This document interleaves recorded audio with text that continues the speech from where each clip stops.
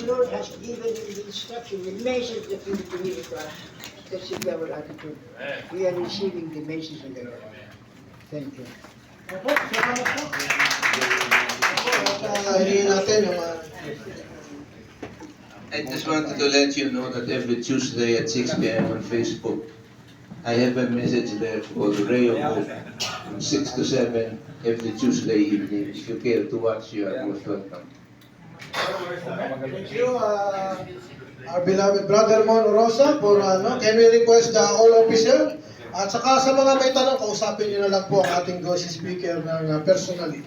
O kaya po ay So, Capitol Christian Leadership, testimonial of appreciation in grateful acknowledgement and profound appreciation for cogent, inspiring, and well-presented idea as our guest address speaker for today. Given this 30th day of April in the year of the Lord 2024 at the University Hotel Room 101, Guerrero, Corner, Agripa Street, Diliman, Quezon City, signed Brother Alberto Rustique, the chairman, Jojo Gonzalez.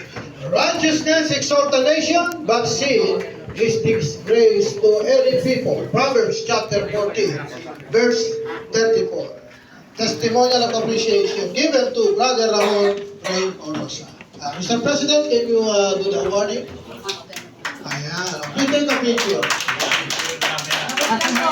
Lino, yung camera. Ha? Si Commodore. Ano pa? Picture taking.